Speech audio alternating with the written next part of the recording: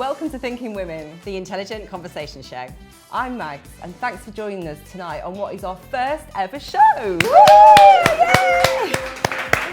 And I'm Louise. We're so excited to have you here tonight. Thanks so much for joining us, and we've got an amazing lineup for you today. So each of our shows is sponsored, and we're delighted that tonight's show is sponsored by Paddle & Cox Solicitors, and they're going to be joining us on the sofa shortly. And we've also got Jane Hutton, aka the Functional Foodie, who's going to take us through damage limitation before Christmas, which I think I certainly need, for sure. And we've got Sonia Gibbs from B Skincare, who's brought some of her lovely natural products in for us to try, and you can win them in our online competition. But first, Thinking Women is all about what's been going through your minds, and we've been lucky enough to have some great comments and ideas from you via social media.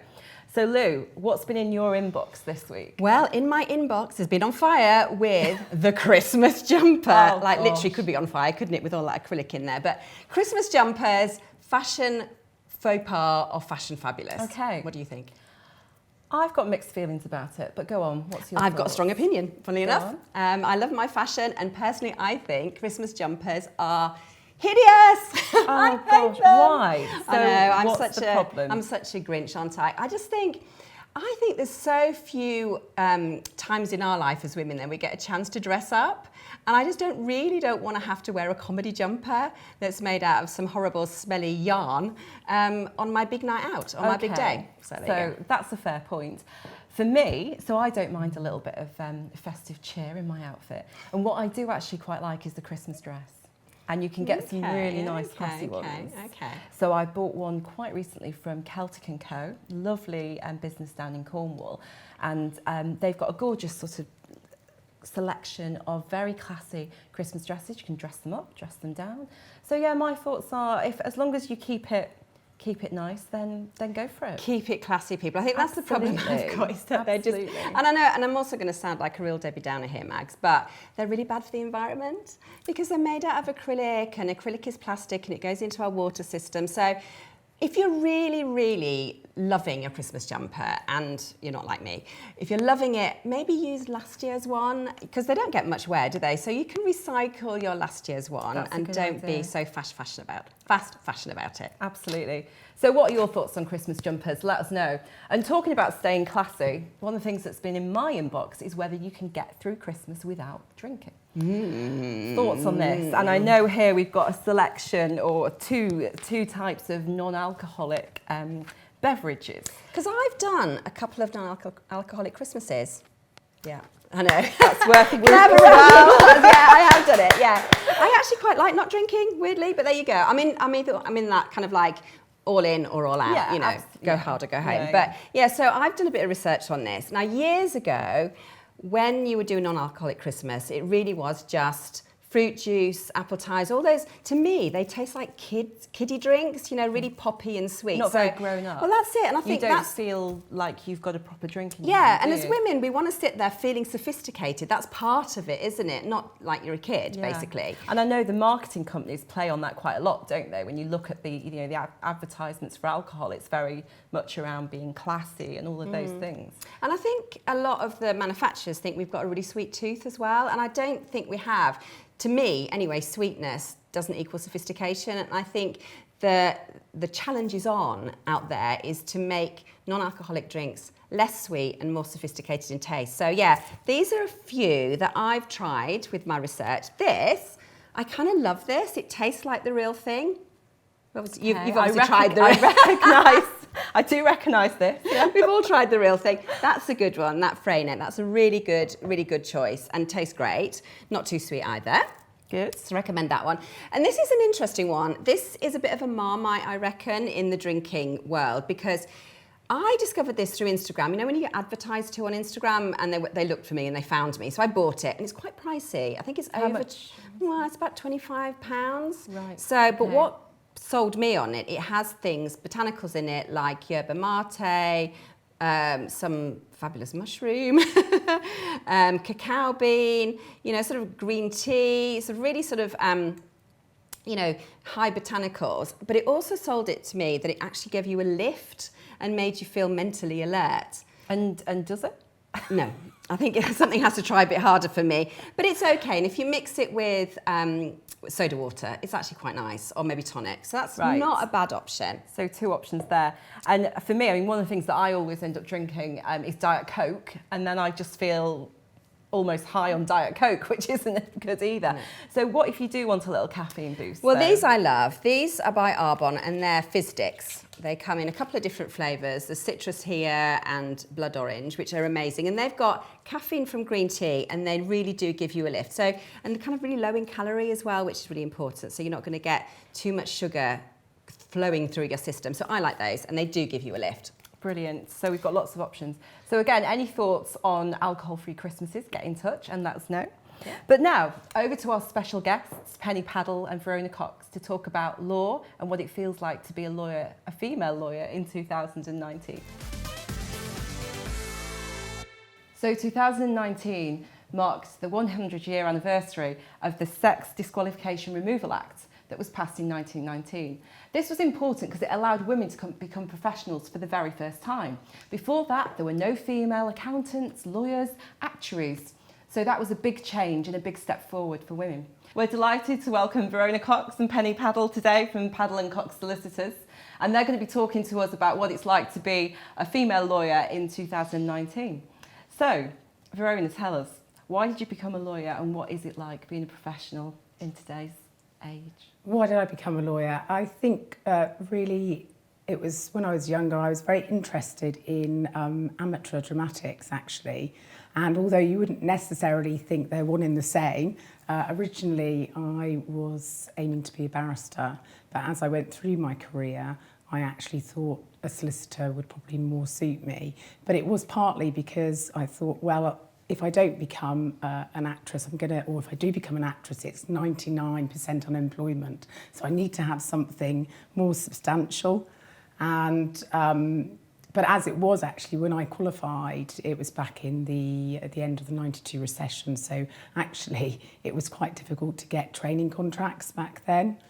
But I think very different today and through my career from what it would have been in 1919. Yeah, and that's interesting actually. We'll pick up on that later, how things have changed, not just over the last 100 years, but the last sort of 10, 20 years. So Penny, what about you? What brought you into the legal profession? Well, it's funny, it's a really similar story to Verona actually, because I was just thinking about being an actress. And I even went as far as doing an audition for Lambda, which I didn't get in, obviously, which is why I'm sat here now. And then I thought about what I'd really like to do, and I thought I would like to be a voice for people who don't have a voice. So I thought I'd like to be a barrister, just as Verona did. And then as things panned out, training as a barrister in those days, as a single unmarried mother, which I was not that easy, and you couldn't get funding for it. So I could get funding only if I got into a top city law firm who would pay for me to go to law school and then to do my training. So I ended up taking that route and qualified as a corporate and commercial lawyer, which was not exactly what I started out to do, but it's where I ended up. So you're both entrepreneurs and you've set up your own firm, so Paddle & Cox Solicitors. What made you do that, and what sort of firm is it? Well, for me, I'd started off when I was in the Midlands, and I joined a national firm, and I had been given the remit, although I don't think it was the understanding when I first joined, to actually develop the department from scratch, which I did. But it was more sort of learning on the job. And I discovered that actually, you know, I did have some skills for managing people, recruiting, going out, marketing, and it gave me a really good foundation for being able to now actually set up on well, either on my own and or in partnership. Eventually I moved back down to the southwest, and I joined a consultancy practice, having been a partner at a local firm. And that was rewarding. It was almost like having your own business. But I was looking for something more supportive in terms of marketing within that geographical area as well. And it's when I actually met Penny, who was doing a similar consultancy job. And what's your story, Penny? How did you make the leap from corporate to running your own business? Well, I like to be in charge of my own destiny. That's really important. And when you're a small cog in a very big city law firm, you are not in control of your own destiny. I also moved down to Cornwall for lifestyle reasons, being a big fan of living in the country and not living in the city. But if I had to live in any city, I have to say it would be Truro. And then after running a corporate and commercial team down in Truro for a while, I then became an independent consultant, which is where I met Verona. And we were working side by side even as independents. And then we worked out that really we could double our client base and either double our marketing spend or halve our marketing spend if we teamed up together, and that it was a complete no-brainer. Yeah. And that the way to do that, to get Paddle and Cox off the ground, would be to start with the new consultancy model. Because in order to do that, we could set up just the two of us, and then we could expand quite quickly by bringing on board consultants rather than having to take on employees. So tell me a bit about the new consultancy model. So how does that work? Do you employ people, or is it a different No, we sort don't of employ structure? anyone. Right. And we only engage senior solicitors who've got 5 years or more post-qualification experience, and essentially they're running their own bit of the business under our banner. Wow, Yeah. so a new type of law firm. It is, Yeah.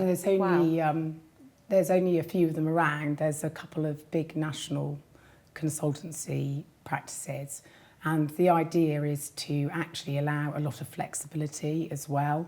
So it's almost the consultants can bring their whole selves to work, if you like. They can pick and choose the hours they want to work.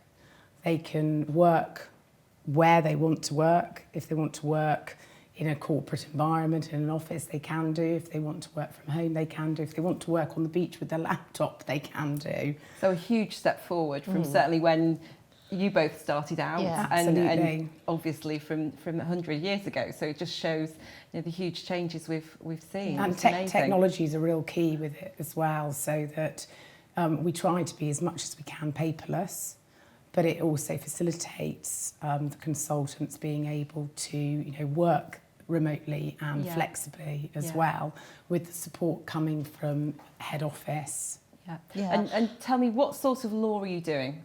Is it family law, corporate law? What sort of things do you guys get up to? We're a full service commercial law firm, and so we cover all the areas that a business would need. I personally do commercial disputes across a broad range, and we have employment and insolvency. I also do some insolvency litigation. Penny, you?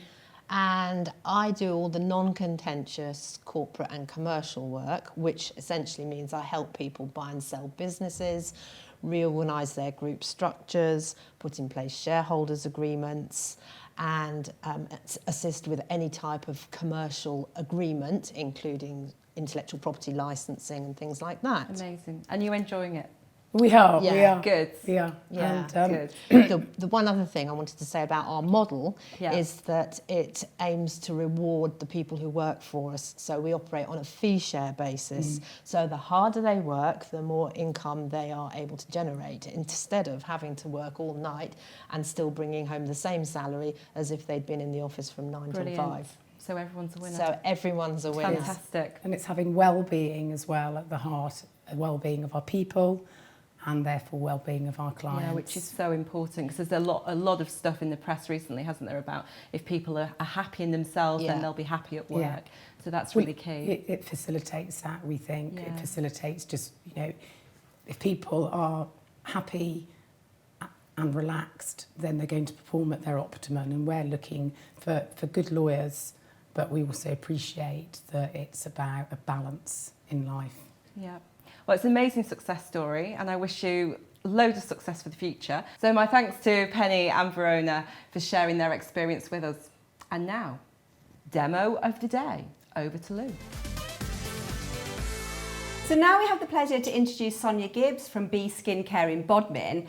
And Sonia, products are sold at the Eden Project, Heligan, the National Trust. So it's a growing business. Yes. So thanks for coming on. That's And okay. what Sonia's chosen to bring on today is some hand products. Yes. So we really want to talk about why hand products are such a key thing in the winter. Yeah, I mean, just to sort of put my comment in there, I don't know why, but my hands always get really, really chapped. Yeah. And there's hand creams I use and sometimes they just don't work at all. But I know I've had your products from the Eden Project and they're absolutely gorgeous. Oh, so thank I'm you. personally very excited that you're here. So how does it work? What is Brilliant. it that's in these that makes them so good? Well, we use beeswax in our hand creams, and I think the beeswax does two jobs actually. It's a really good ingredient for like softening your skin and making it feel great, but it also has kind of protective qualities as well. So yeah, we also use essential oils. So the beeswax is in there. It's I'm desperate to have a try. As you're chatting. Yeah, that one is smell that, it's geranium. amazing. So in addition to yeah. the actual hand creams, the essential oils do different jobs. So for example, the one that you're trying there is geranium, and that's sort of obviously quite floral. It's very balancing for hormones, Okay. and it's also very uplifting. So when you sort of rub it in, it makes you feel better. Yeah, it's quite thick as well, which I quite Yeah, like. it I feel is, like you I've don't got a need hand very cream much. on. Yeah. And Yeah, that's what you need in the winter as well, isn't Yes, it? You need yeah. it to sort of feel like it's almost Yeah. like another pair of gloves or something Yeah. on your hand. And that's the That's right. beeswax. Yes. That's the beeswax. Wow. Yeah. And what are the scents Well, you've the got other here? ones, the traditional one, the original one is just the beeswax, the original beeswax. That's got a little bit of ylang ylang in, so it's not a strong smell. It's just a very subtle smell, and that's the original formula. That's nice, very natural. Yeah, We it get a is, lot of yeah. farmers buying that, funnily enough. We have one guy who buys literally 8 pots at a time, and then he uses them, and then he Wow. buys another 8 pots. It's going to be good stuff. Then. And you're a family-owned business down here in Cornwall. When did you set up? We set up, our son was 3 years old and he's now 19. So, 16 years ago. So another Wow. great And going from success strength to story. strength. Yeah, I mean, we don't really advertise. It's just word of mouth, really. We've gradually, organically grown rather than put loads of money into expanding quickly. And that's the way we like it, actually. We like being a small business. We enjoy making small batches. We don't want to be, too big a business so that we can't give good customer service. It's really nice to You sort like of that relate to family customers. feel. Yeah. At the weekend, our children are coming back from university, so our daughter's going to be working on the stall in Truro on Saturday, and our son's going to be melting beeswax down on Sunday and making Brilliant. beeswax Oh, blocks. brilliant. So Love that. All yeah. working Real, together. yeah, good it is. family business Yeah. story. Yeah. And you Amazing. sell online as well. People we can buy your do, products online. yes, yeah, we do. Fabulous. We've got a website. Well, these products are so beautiful. Thank you so much for bringing them in today, Sonia. Oh, you're more than welcome. Thank you for having me. Oh, you're very welcome. So, Sonia Gibbs from Bee Skincare. And now back to Jane and Louise. So I want to talk about the Christmas binge eating. What happens to us in that 2 weeks over Christmas and New Year? We just go mad. Even the healthy of us start eating and drinking things that we wouldn't have even thought about all year round. So here's Jane Hutton, aka the functional foodie. Jane, what happens to us? Why do we do this? Well, I think we're under a lot of pressure. The festive season is one long party, and everybody's having their little cocktail party. There's the Christmas meal, there's chocolates everywhere, people bring mince pies into work. It's just food is everywhere. And to us, it seems to be very unhealthy food.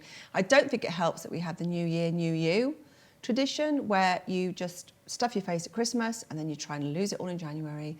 You give up alcohol, you give up everything. And what I would like to see is people just realising you shouldn't have to go through this literally feast and famine. Just be balanced, start to enjoy food, because if you enjoy food and you make friends with party food, make some healthy choices, you can enjoy, you can indulge, and you can really relax over the party season. And that's what we want. So what are those healthy choices then? This is what we really need to know. What can you switch from the unhealthy to the healthy that can make all the difference, I'm sure? Yes. I don't like to demonise any food. I think if you like chocolate, it's about the quality of the chocolate that you have. If you like wine and you like a drink, it's about how often you drink, and it's about, again, what kind of quality do you drink, really? If you want to have a gin and tonic, fantastic. If you want to have a glass of wine, fantastic.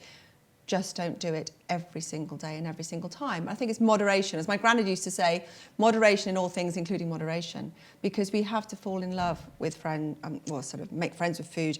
We have to fall in love with cooking, with enjoyment, with food as social, as community. And what is Christmas all about if it's not socialising, community and family? So if you're worrying about everything every 5 minutes, how can you possibly relax? It just adds more stress. Well, it is stress as well, because I think when we're stressed, we were likely to eat more, would you say? And eat the wrong things when we're stressed. Is that a thing?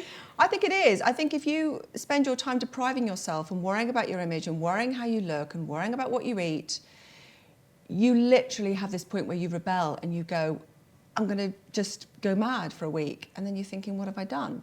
So for me, I think with Christmas, it's great. If you want to have a mince pie, have a mince pie.